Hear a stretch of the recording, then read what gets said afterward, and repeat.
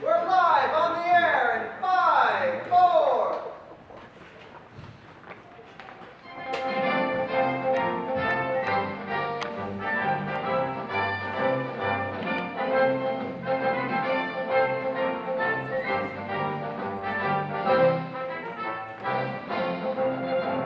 Welcome back to KBFR and It's a Wonderful Life live radio broadcast.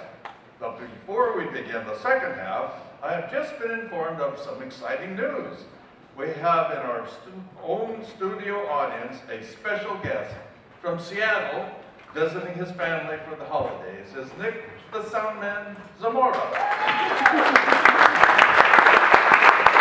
Nick has a special message he would like to share with our listeners at home and you in the studio.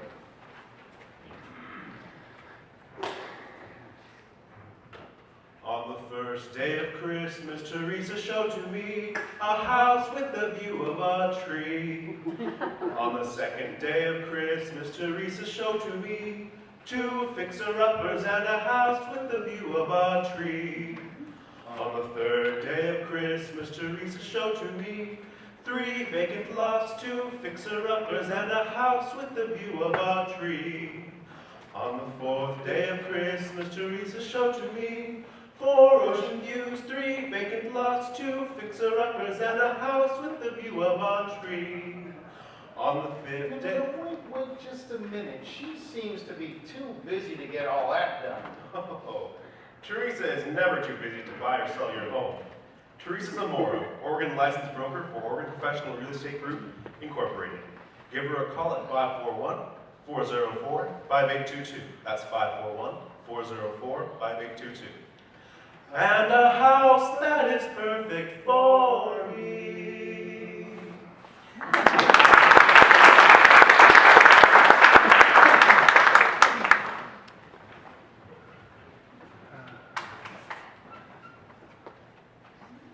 And now for the news from Cambridge, Massachusetts.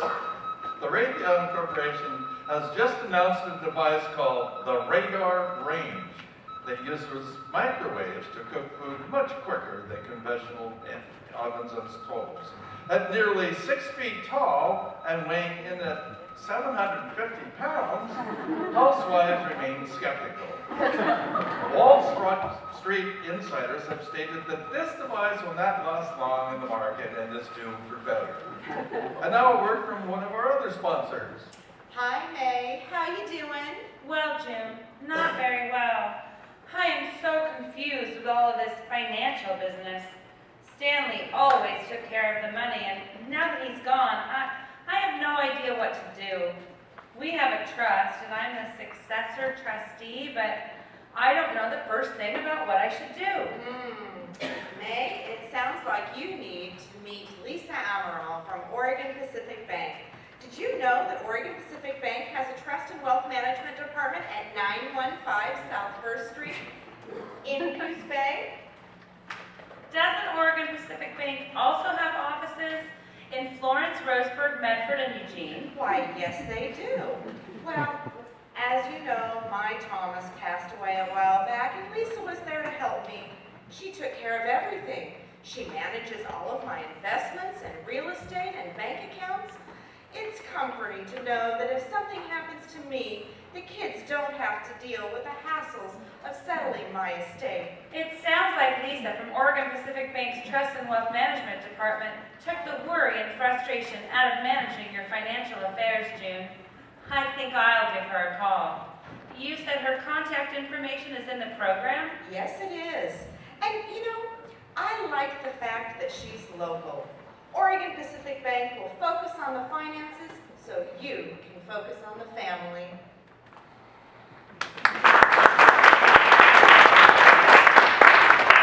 And now we return you to our live It's a Wonderful Life radio broadcast. Now, where were we? Oh, yes. George and Mary had just started out on their honeymoon when they ran smack into the financial panic of 1932, when over 10,000 banks failed and 13 million Americans had lost their jobs since the crash of '29. In the waiting room of the building and loan, 100 frantic people were clamoring for their savings. Now please, folks, just a minute. Now please. How about our money, George? Where's our money? Now come on, listen. You're thinking of this place all wrong. Your money's not here. What do you mean it's not here? Wait a minute, let me explain. Your money is in people's houses. In the Simpson house, and the Johnson house, and in your house, Mrs. Wilson, and 100 others. Now, what do you expect me to do? Foreclose on all your friends and neighbors? I got $240 in this building and loan. Now let me have it. All right, Mrs. Wilson. Now, you'll get your money in 60 days. 60 days? What do you mean 60 days? Well, now look, that's what you agreed on when you bought your shares in this building and loan. Hey, everybody, I got my money over at the bank.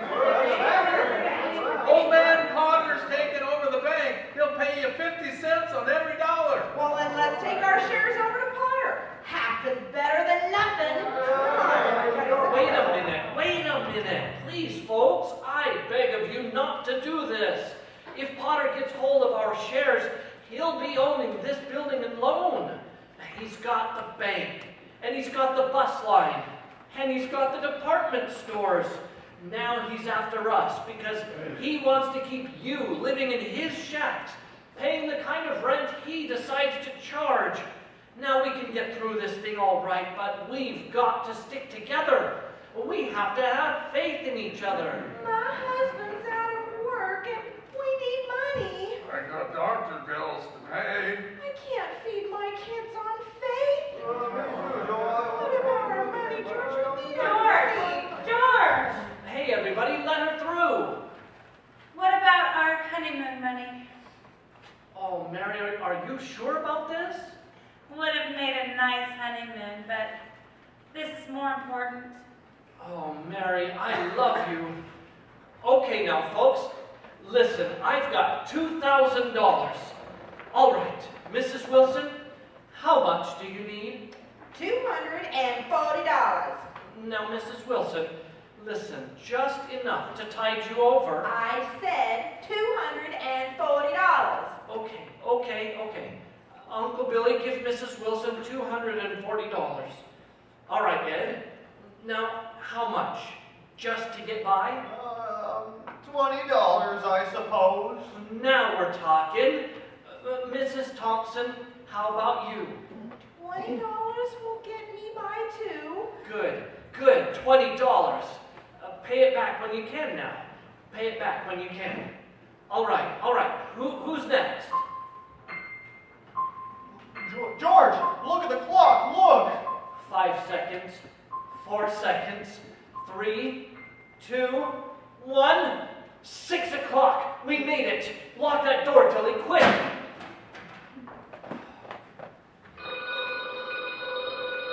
Oh boy, we made it. It's 6 o'clock and we're still in business and we even have $2 left. George, there's a call for you. Okay, and then call my wife, will you? She's probably at my mother's. Mrs. Bailey's on the line. No, I don't want Mrs. Bailey. I want my wife, Mrs. Bailey. Miss Bailey! Oh, that's my wife! Oh, give me the phone, will you? Oh, hey, Mary. Listen, Mary, I'm so sorry. Huh? Come home?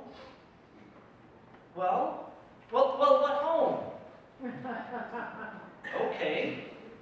323 Sycamore? Well, whose home is that? What? Mary, how can I afford... Okay, sure. All right, I'll be there. I'll be right there. Clarence, do you know where 323 Sycamore was?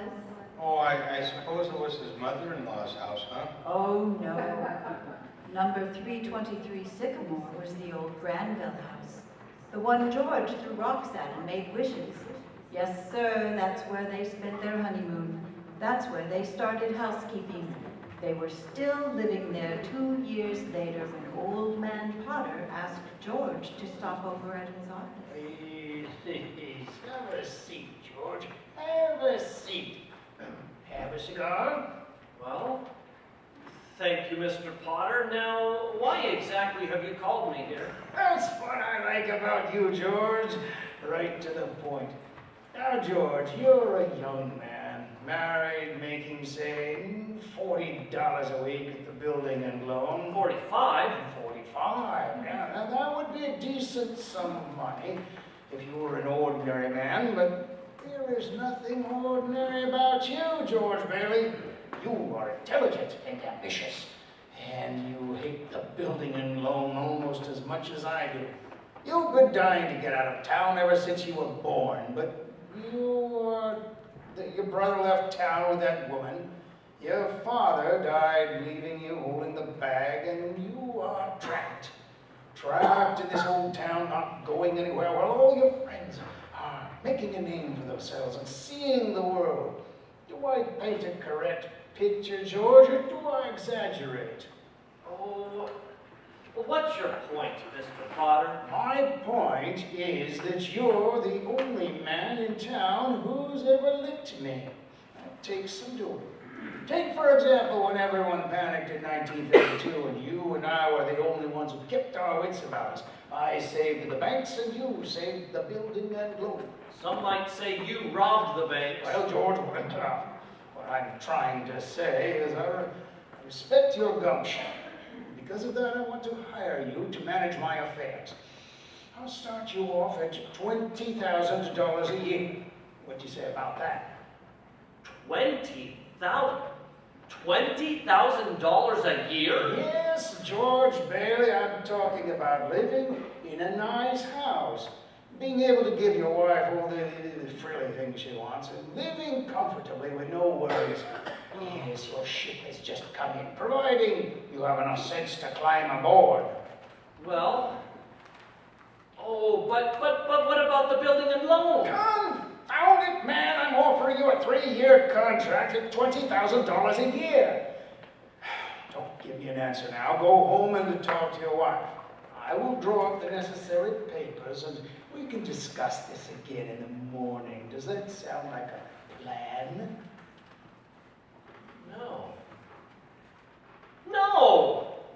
Now wait a minute here. I don't need to think about it. The answer's no, doggone it. Oh, if you offered me $1 million to stay around this town and play stooge to you, the answer would still be no. Now let me alone. Don't bother me.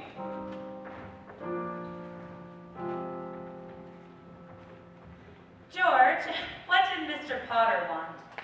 Oh, it was nothing. He just, talk. I don't know. It was nothing. Oh, gee. Mary Hatch, why in the world would you ever marry a guy like me? To keep me from being an old maid. I was gonna see the world. I was gonna build things. I was gonna give you the moon. Oh, what have I given you? Not even a new dress. Not for months. Gee whiz, I feel awful. So do I. Mornings, especially. You could have married Sam Wainwright or anybody else in town. I didn't want to marry anybody else. I want my baby to look like you. Well, you didn't even have a honeymoon. And I promised you that you what? My baby. You mean, hey, Mary, you mean you're on the nest? George and Mary had their first child, Peter. Named after George's father? Yes, Clarence. And then they had a girl named Janie, another boy, Tommy, and then later had a beautiful daughter that they called Zuzu. Mary stayed at home with the kids, and made that rickety rundown Granville house into a home. Well, that sounds like a nice family. It sounds like he had a lot of reasons to be happy. Yes, but George worked too much and was under a lot of pressure. Things weren't good with the building and loan. Potter was really bearing down on everyone who owed him money. Night after night, George would come home late from the office with what seemed like the weight of the world on his shoulders. Then came World War II. Oh, yes. Those were some difficult times. Mrs. Bailey and Mrs. Hatch joined the Red Cross and sewed. Even though Mary had a house full of kids, she still found the time to help out in the USO. Mr. Gower and Uncle Billy sold war bonds. Potter became head of the draft board. Sam Wainwright made a fortune in making plastic hoods for airplanes. Bert the cop was wounded in North Africa and got a Silver Star. Ernie, the cab driver, parachuted over Normandy in France. Harry became a real hero. He was a Navy flyer and shot down 15 planes, 2 of which were about to sink a transport full of soldiers, thus saving hundreds of lives. But George, what about George? Well, George was 4F on account of his ear. He stayed in Bedford Falls and was an air raid warden, conducted paper drives, organized scrap drives, and led rubber drives. Like everybody else, on VE Day, he wept and prayed. On VJ Day, he wept and prayed again. We're getting pretty close to today, aren't we now? Yes, Clarence. You now know almost everything you have to know about George Bailey, except what happened that finds him down there at this moment, wanting to die. Well, ma'am? Well? Well, today's the day before Christmas, or Earth time. George is pretty excited. Hello, Tilly. Hey, look at the newspaper. Oh, wow. Commander Harry Bailey, decorated by the president. Oh, that's wonderful, George. Oh, the Congressional Medal of Honor. And what do you think about that? Oh, it says here that he shot down 15 planes, and the last one he got was just about to dive into a transport loaded with soldiers. Oh, you know what that means? He saved lives, hundreds of lives. Yeah, that's my kid brother. Say, where's Uncle Billy? Gone to the bank, George. Oh, He's depositing that $8,000. good. Who's that in his office there? It's that man again, the bank examiner. Oh, yeah. Well, good afternoon, Mr. Carter. Mr. Bailey. Hey, Tilly, get the books for Mr. Carter, will ya? You know, that's my brother's picture there, Mr. Carter.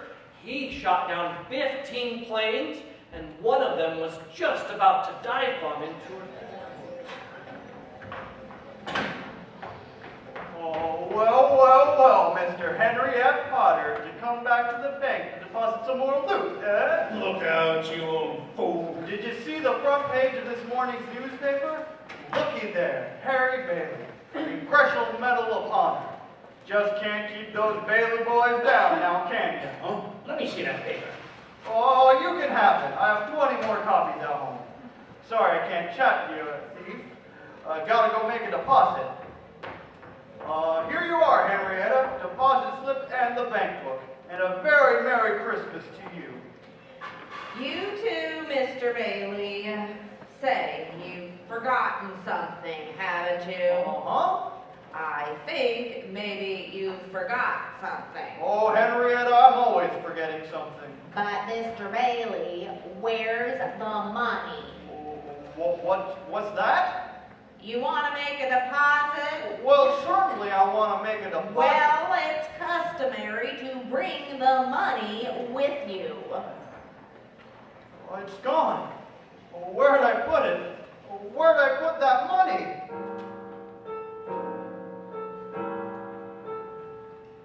Terrible thing, Clarence, terrible. Uncle Billy couldn't find the money because the envelope with the $8,000 was folded up in that newspaper he gave to old man Potter. Oh, George, here comes Uncle Billy now. I just don't know what happened to it, George. I just don't know. What are you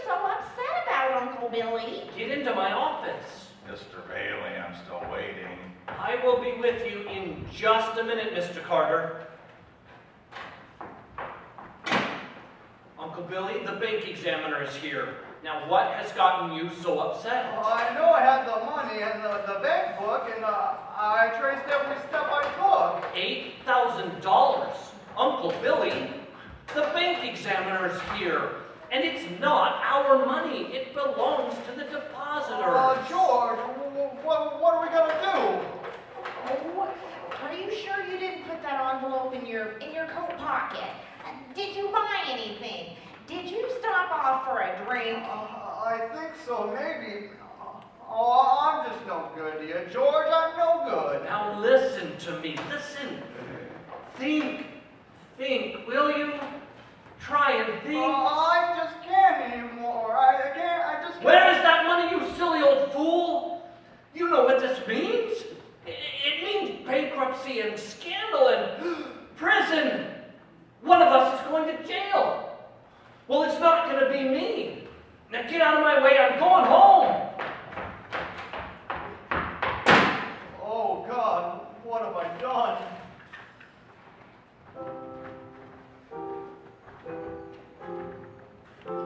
Hello, darling. Hello, Daddy. Hi, Daddy. Look at the Christmas tree. Did you remember to pick up the Christmas wreath on the way home? Yes, Daddy. Did you bring the wreath home?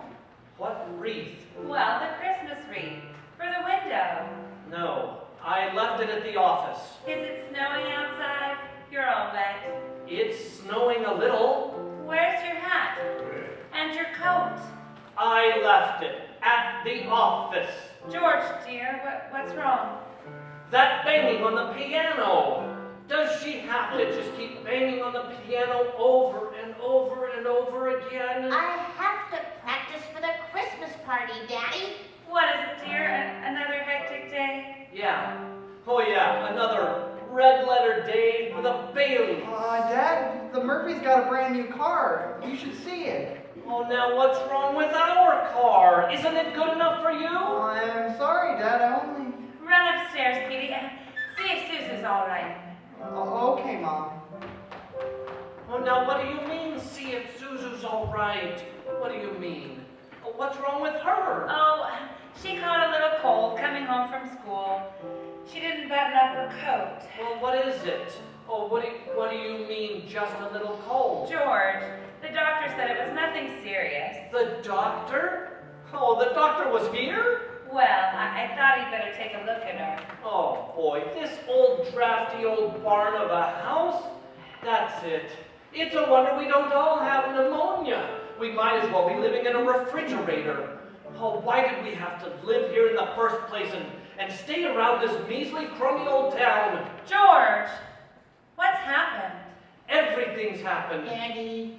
You call this a happy family? Daddy. Why did we have to have all these kids? Daddy. How do you spell frankincense? I don't know how you... Why don't you ask your mother? I'm going upstairs to check on Zuzu. Hi, Daddy. Hey, Pumpkin. How are you feeling? I hear you have a smidge of a temperature. Just a little, Daddy. My teacher gave me a flower, and I didn't want its petals to get crushed. Oh no, Daddy! The petals fell off. Oh, will you paste it for me, please? Okay, I'll fix everything. Oh, you just go to sleep now, sweetheart.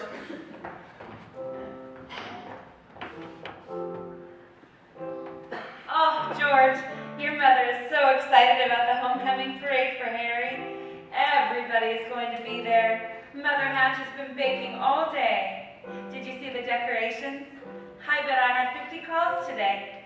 You'd better go up and shave. All of our friends will be here in a few hours.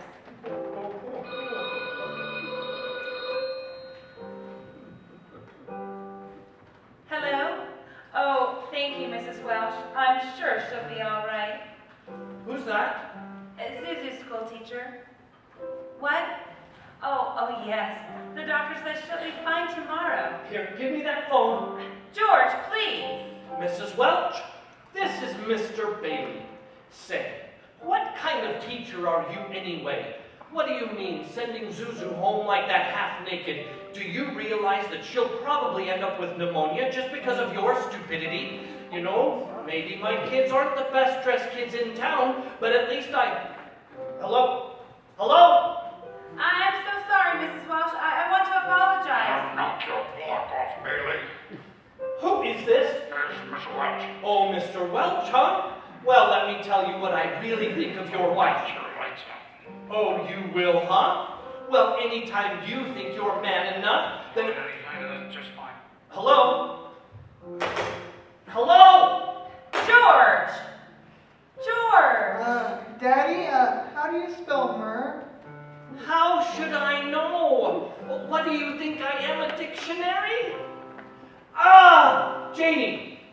Stop playing that lousy piano. Oh, no, don't start that. Now just cut it out. No, stop it. George! For heaven's sakes! What's wrong with you? Oh. I'm sorry, Janie. I'm sorry, Mary. Go on and practice, Janie. Petey, I owe you an apology, too. What did you want to know? Oh, Daddy! I just have to get out of here.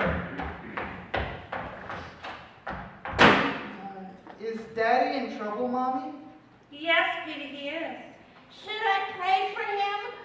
Yes. Oh, Jamie, we should all pray for him. I will call all of our friends and ask them to all pray for him, too.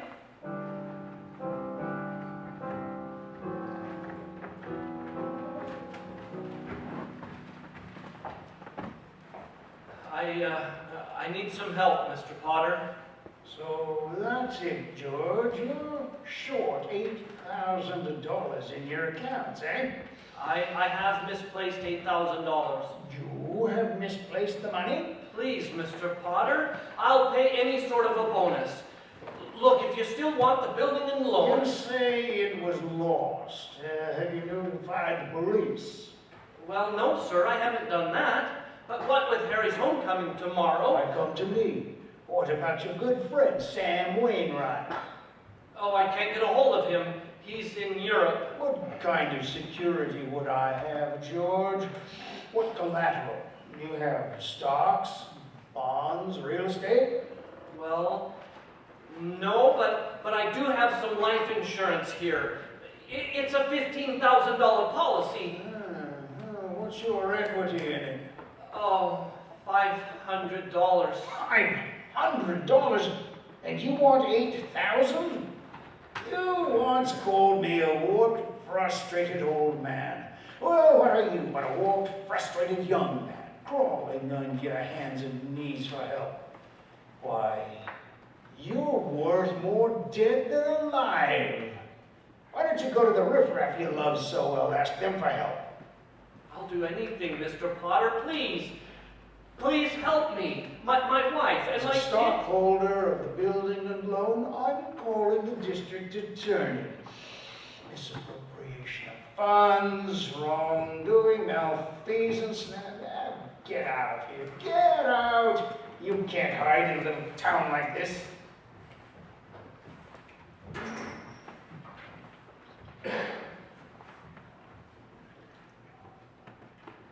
And all that time, Potter had the $8,000 in his desk. Father in heaven, I'm not a praying man, but oh, if you're up there and if you can hear me, please show me the way. I'm at the end of my rope. Oh, show me the way, God. You all right, George? You need somebody to drive you home? Oh, why do you drink so much, my friend, Mr. Bailey? You all right? Oh, don't drink no more, Mr. Bailey, please. You don't feel good? Bailey? Did you say Bailey? Which Bailey? Oh, this gentleman is Mr. Bailey, George Bailey. George Bailey, huh? Oh! The next time you talk to my wife like that, you'll get worse. She cried for an hour. It is enough she tries to slave away teaching you stupid kids how to read and write. You got a boy. Oh, you get out of here, Mr. Welch. You hit my best friend. Now get out. I'm going. Oh, Mr. Bailey, you okay? Oh, who was that? Oh, Mr. Welch, but don't worry. He don't come to this place no more, I promise. I'll get something for your face. It's a bleeding. No, I'm all right. Oh, that's what I get for praying. Oh, please, don't go away, Mr. Bailey. Leave me alone. Oh, don't go away. Let me alone! Well, George left Martini's Cafe 5 minutes ago, Clarence. He's at the river now, on the bridge, looking at the water. Are you ready, Clarence? All ready, ma'am. Very well. Save George Bailey's life, and you'll get your wings. My wings? Oh, thank you, Josephine. George Bailey, get away from that bridge. George! None would spare. Convinced, as Mr. Potter said, that he's worth more dead than alive, George Bailey stands on the bridge, staring at the dark and frigid waters below. Suddenly, Help! Help! I'm drowning! Oh, help! very smart idea, Clarence. Jumping in to make George save you. And yes, it worked. There goes George in after you. He didn't even give it a second thought. Okay, Clarence. Maybe you can convince George while you're drying off in the bridge keeper's shack. You both sure you're all right? You want a doctor? No, I'm all right. I'm all right. Oh, I'm fine. This underwear, I didn't have time to get anything more stylish. My wife gave me this on my last birthday. I passed away. You what, mister? Oh, I see Tom Sawyer's drying out too. Who? My book. I left in such a hurry I brought Tom Sawyer with me. Hey, how did you happen to fall in? Oh, I jumped in. I jumped in to save you. Jumped in to save me? Well, I did, didn't I? You didn't go through with it, did you? Go through with what? Suicide. Hey, it's against the law to commit suicide around here. Yeah, it's against the law of where I come from, too. Where do you come from? Heaven. I had to move quickly. I knew if I jumped, then you'd try to save me. And you did, and that's how I saved you. Oh, that's very funny. Very funny. Your lips bleeding, George. Oh, yeah. Yeah, I got a bust in a jaw in an answer to a prayer. Oh, no, George. I'm the answer to your prayer. That's why I was sitting down here. Hey, how do you know my name? Oh, I know all about you. Well, who are you supposed to be anyway? Clarence Oddbody, AS2. Clarence Oddbody? Well, what's the AS2 for? Angel, second class. Hey, I'm getting out of here. You may not need a doctor, but I do. Cheerio, my good man. Hey, look here. Why'd you want to save my life? Well, that's what I was sitting down here for, George. I'm your guardian angel. I know everything about you. I've watched you grow up since you were a little boy.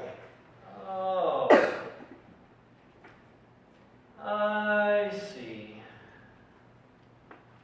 Uh-huh. You look like about the kind of angel I'd get. It's silly to think that you would kill yourself for $8,000. Now, how do you know about that? I already told you. I'm your guardian angel. Yeah, I know. You already said that. What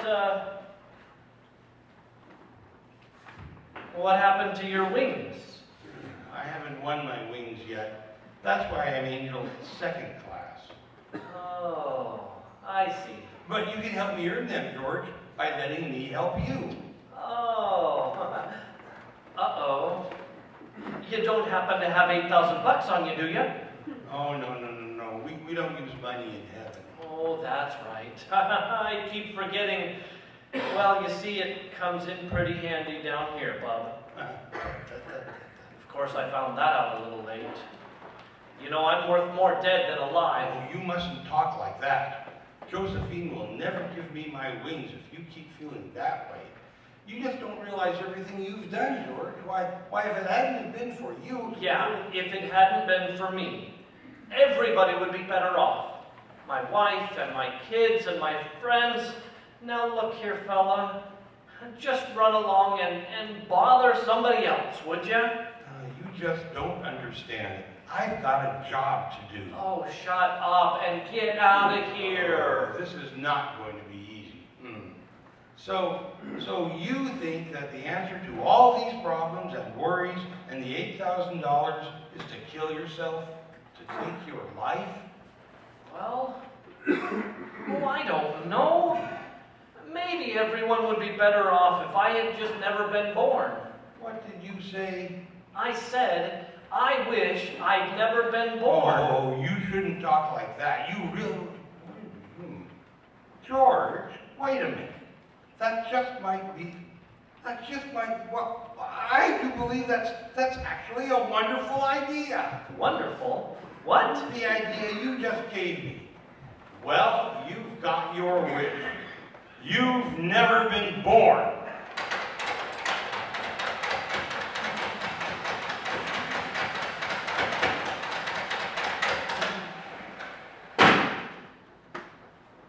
I've never been born? Exactly.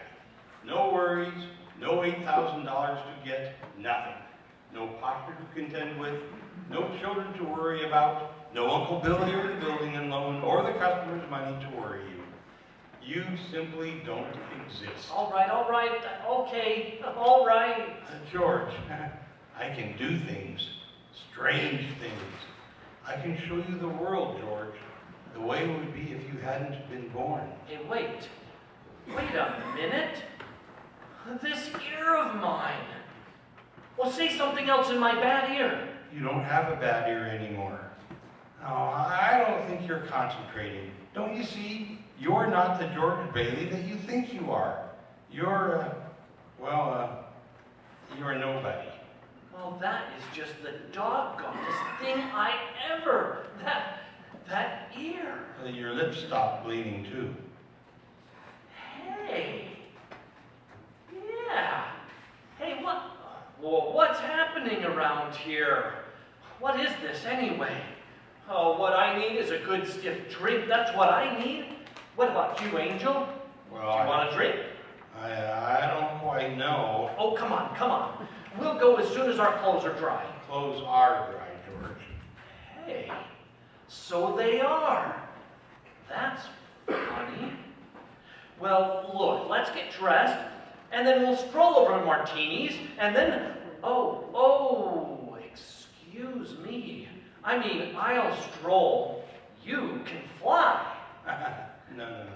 I don't have your wings yet. Oh, that's right. I forgot again. A couple of drinks, and we'll both be flying, huh?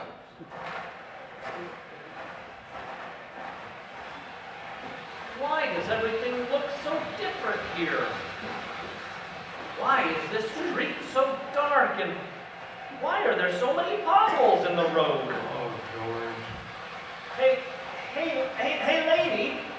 How long have the lights been out on this street? All the lights in Pottersville are burned out. You're not from around here, are you? Pottersville? What do you mean?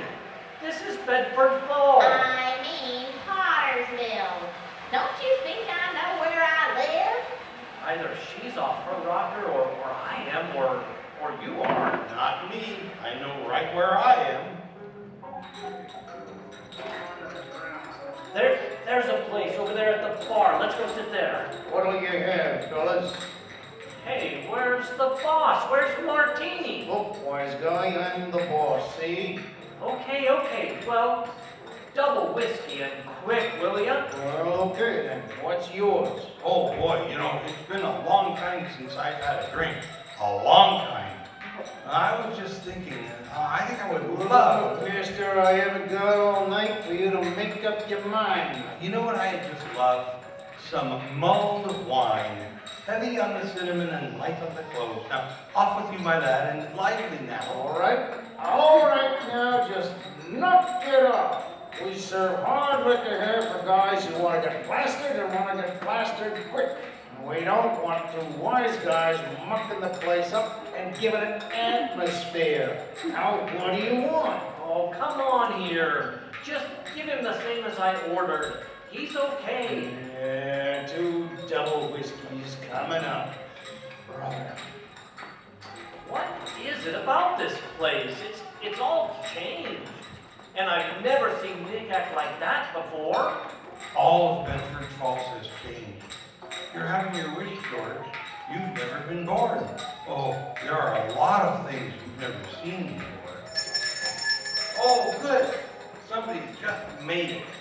Somebody made what? Oh, every time a bell rings, it means some angel's got his wings. What did you say? Clarence? I don't think you better talk about angels around here. Why? Don't they believe in angels? Oh, yeah, they believe in them, but you know. Then why should they be surprised when they see one? Oh, don't mind him, Nick. He's just a little fella. He just never grew up right. Hey, how old are you anyway, Clarence? Well, next May I'll be 293. That does it. Couple of pixies, eh? Go on, get out of here. Do you hear me? Out. Come on, Nick. Give me a break. It's been a rough day. And how is it you know my name, mister? Explain that. Oh, I've known you for years, Nick. Now, where's Martini? Will you call him? He'll explain everything. Stop asking about Martini. He ain't here, and he... Hey, you, Rummy! Didn't I tell you never to come panhandling around here? George, look. It's Mr. Gower. Mr. Gower. Listen, Mr. Gower. Don't you know me? It's me, George Bailey. You buy me a drink, mister? Just one drink, man. Will you, mister? Yeah, throw the rummy out. Oh, no, please, no. Hey, Nick, that's Mr. Gower the druggist. You know, that's another reason I don't think I like you. That rumhead spent 20 years in jail for poisoning some kid. If you know him, you must be a jailbird yourself. Oh, Pinky, here's 2 more. Get him out of here.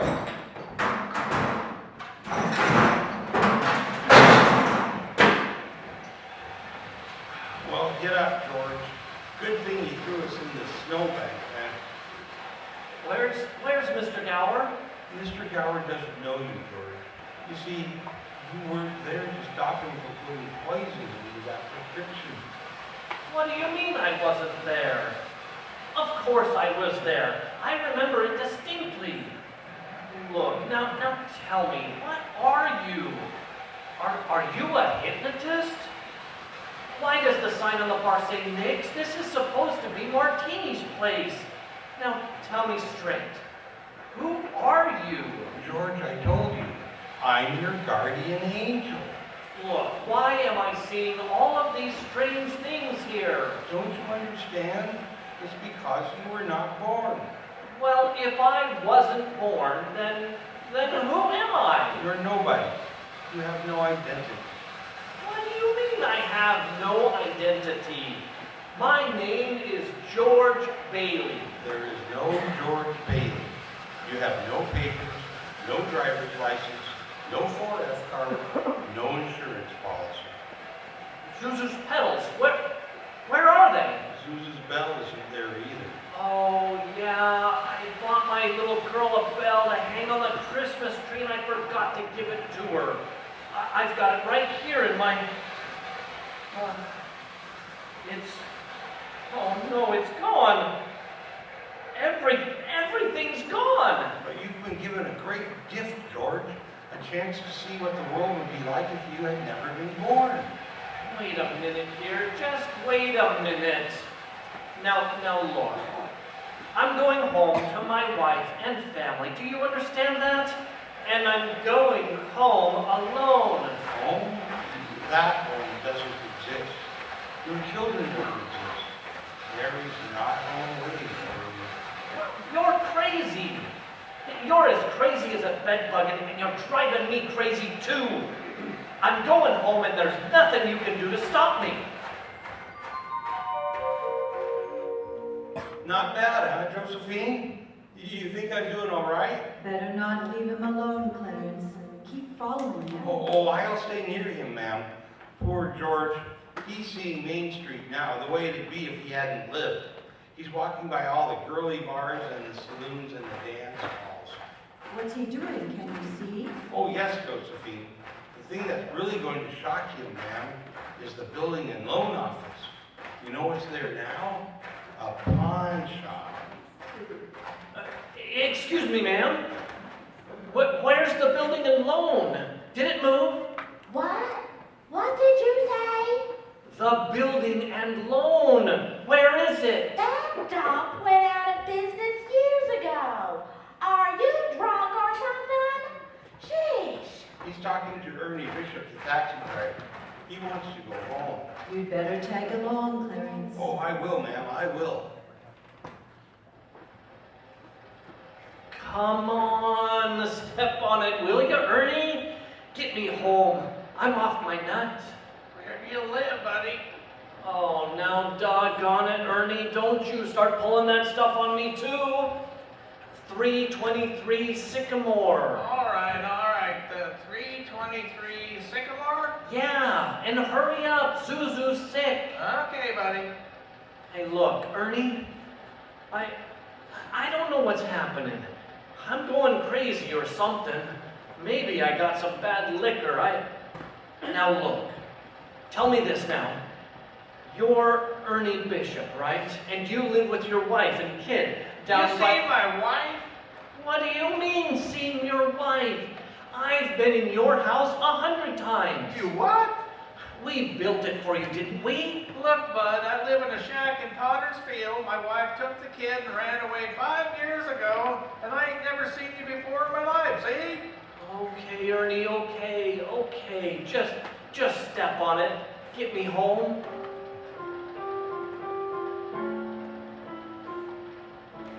Listen, mister, you think this is the place? Don't you think I know where I live? Of course this is the place. Ain't nobody lived in this dump for years. Are you all right?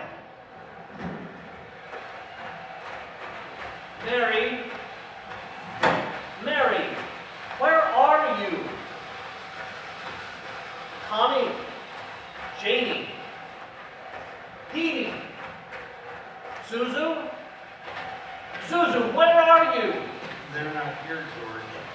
This is just an old abandoned house. You have no wife, George. No children.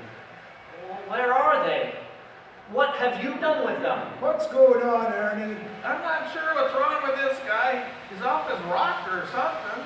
There he is, Bert. That's him, see? I told you. All right, up with your hands. Don't move. Come on out, both of you, nice and slow. Oh, Bert the cop. Thank heaven you're here. Hey, buddy, slow down. Relax. Take it nice and easy. Ah, look, why don't you be a good fella and I'll take you to a doctor. Bert? Now, Bert, listen to me. What is the matter with you guys? You know me. You were here on my wedding night, singing on this front porch. Don't you remember? Now listen, it's that fellow over there. He says he's an angel. He tried to hypnotize me. I hate to use my nightstick, but I guess... Oh. Run, George, run! He can't hate you, always biting him. George, run! My teeth aren't what they used to be. Josephine!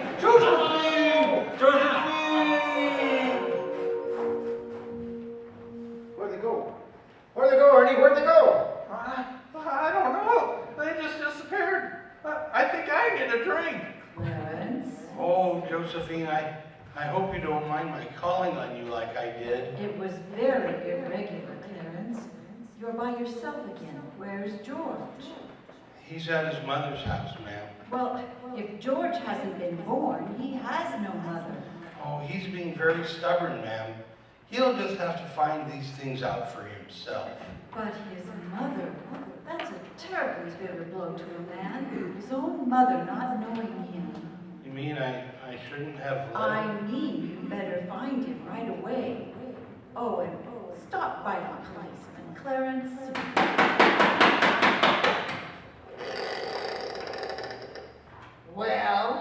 What do you want? Mother. Hey, mister, I ain't your mother.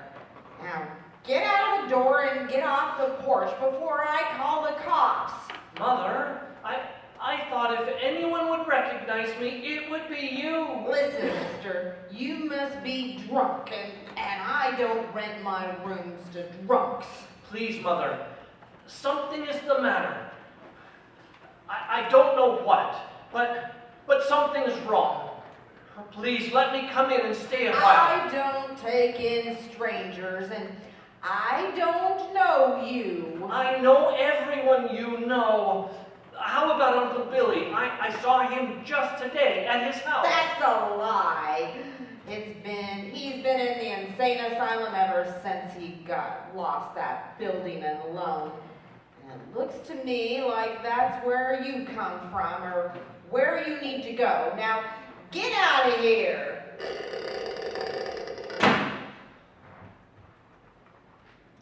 I'm here again, George. It's so strange, isn't it? Each man's life touches so many other lives. When he's not around, he leaves an awful hole, doesn't he? My mother, my own mother didn't recognize me. Oh, if only Harry were here. If only my brother were back from Washington. Your brother fell through the ice and was drowned at the age of 9, George. That's a lie! No, he got the Congressional Medal of Honor. He saved the lives of every man on that transport. Every man on that transport died. Strange, isn't it? Each man's life touches so many other lives. Harry wasn't there to save them because you weren't there to save Harry. Don't you see, George? You really had a wonderful life. Don't you see what a mistake it would be to throw it away? Clarence? Yes? Where's Mary? Please. Where's my wife? I'm not supposed to tell. Tell me where she is. You're not going to like it, George. She's an old maid. She never married. Well, where is she? I'll choke it out of you if I have to. Where is my wife? The library. She works there. She's just about to lock up for the night. So George, come back, come back. There must be some easier way for me to get my wings. Mary! I'm sorry, the library's closed. Mary, it's me, George. Don't you know me? No, I don't know you. Let me go. Mary, please don't do this to me, Mary. Please, help me. Help me, Mary. Where are our kids? Mary, I need you. Please. Get away from me. Help! Help! Help me, Mary. I'm George. Mary, Help!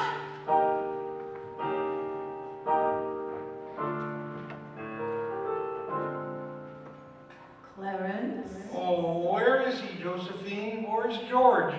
I'm afraid I've lost him, ma'am. You knew you shouldn't have let him try to see Mary. Now they're after him, a mob. They think he was trying to hurt her. Josephine, I won't even get one wing, will I? You have one more chance, Clarence. Get over to the bridge by the river.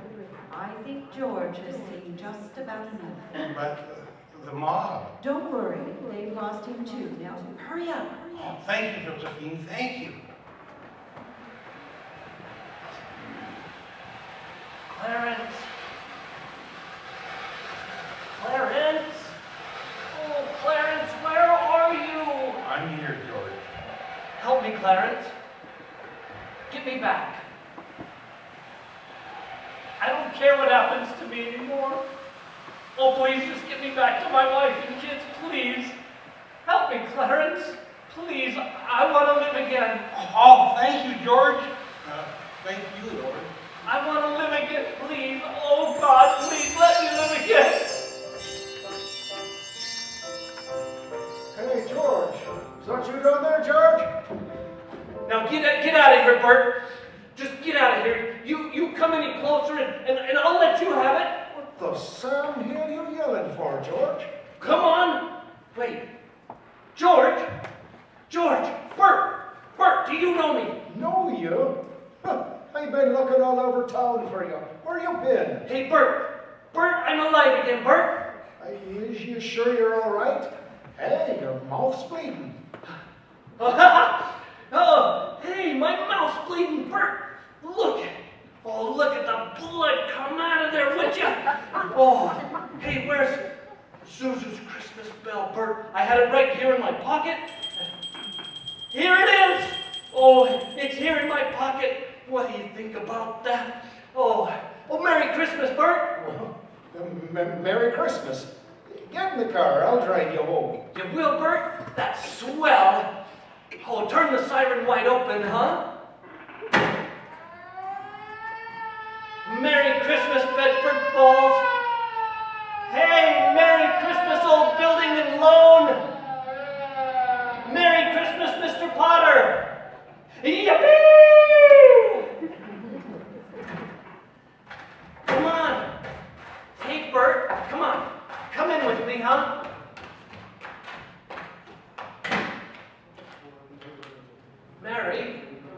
Mary, what was with all these people?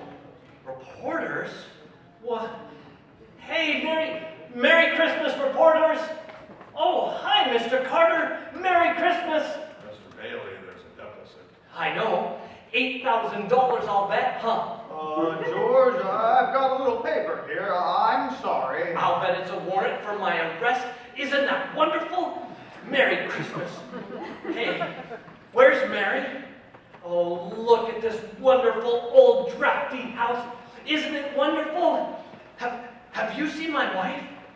Where's Mary? Mary! Merry Christmas, baby! Merry Christmas, Daddy! Oh, kids! Hey, kids! Oh, Jimmy and Petey! Oh, I could just eat you up.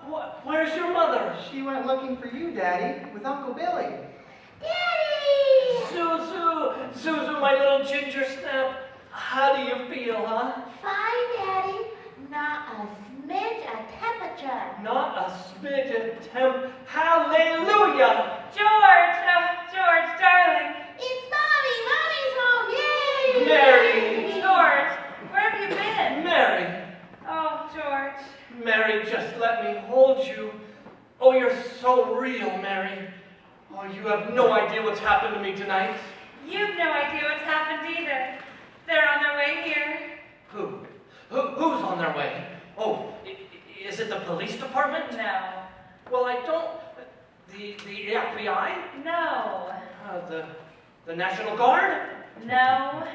I'm alive again, Mary. Oh, listen, Mary, I'm alive again. Oh, yes, darling, yes. Now close your eyes and come with me. What?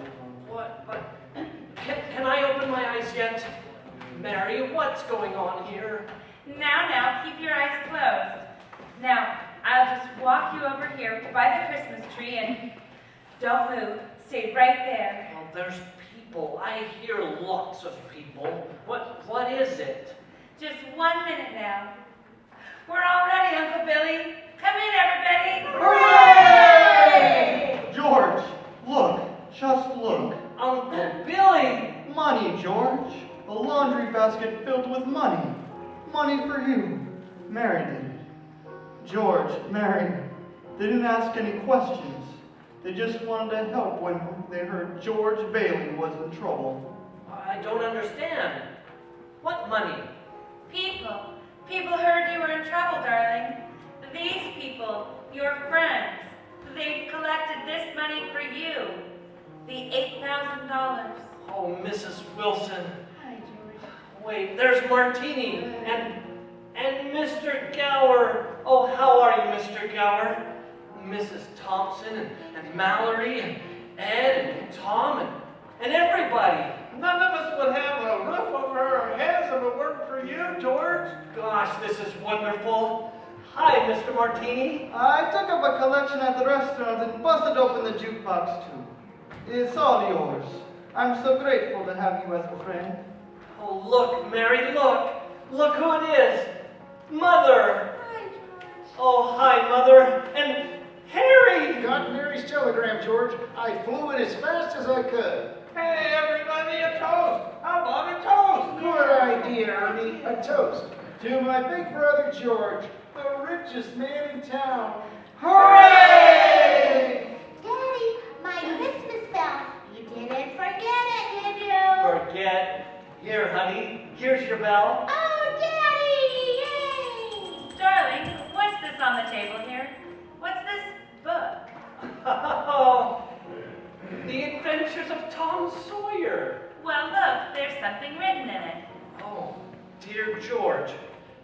Remember, no man is a failure who has friends. Thanks for the wings. Love, Clarence. Clarence? Yeah, he's a dear old friend of mine. Daddy, Mrs. Welch says every time a bell rings, an angel gets its wings. That's right, Zuzu, that's right. Attaboy, Clarence. Attaboy. Happy landings, Clarence. Should old acquaintance be forgot and never brought to mind? Should old acquaintance be forgot and days of old lang syne? For old lang syne, my dear, for old lang syne, we'll take a cup of kindness yet for old lang syne. Thank you for joining us in our live radio broadcast of It's a Wonderful Life. Adapted and directed by Steve Wilson. Cast and characters included Luann May, Joe Stoffel, Bobby Wilson, Caleb Michael, Bill Walker, Julian McFadden, George Dixon, our special guest, Dick, the Stuntman tomorrow, I'm Jim Martin. Dave Jordan, Pastor Simon Upton Martin. Tonight's performance was brought to you by the Pancake Mill Restaurant and Pie Shop, Benetti's Italian Restaurant, Oregon Pacific Bank Trust and Wealth Management, and Teresa Zamora at Oregon Professional Real Estate Group. This is Walter Wilson signing off, but I will leave you with the lovely voice of Doris May singing Have Yourself a Merry Little Christmas. We ask all of you in our audience and at home to sing along with Doris.